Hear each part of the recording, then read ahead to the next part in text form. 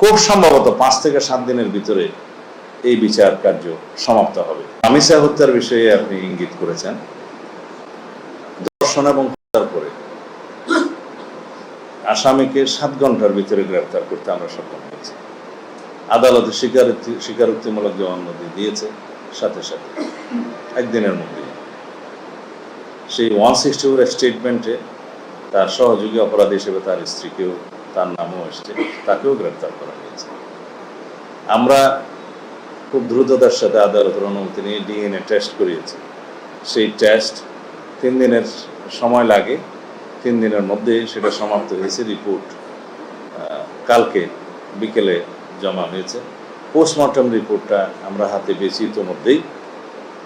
এগুলো সব একসাথে করে কম্পাইল করে চার্জশিট প্রণয়নের কাজটা কালকে রাতের মধ্যে সমাপ্ত হয়েছে। আজকে দিনে আদালতে সেটা সুপর্দ করা হবে, হয়তো ইতিমধ্যে হয়ে গেছে।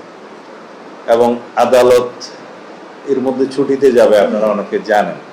কিন্তু এই বিশেষ আদালতটা ছুটি মাননীয় চিফ জাস্টিস বাতিল করার চিন্তা করছেন। এখনো হয়েছে কিনা আমি জানি না, এটা আইন মন্ত্রণালয় ডিল করছে।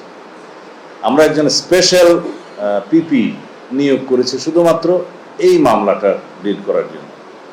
সবকিছু বিবেচনায় আমরা আশা করছি যে আজকের মধ্যে তো চার্জশিট প্রদান করা হবেই, এবং খুব সম্ভবত 5 থেকে 7 দিনের ভিতরে এই বিচার কার্য সমাপ্ত হবে।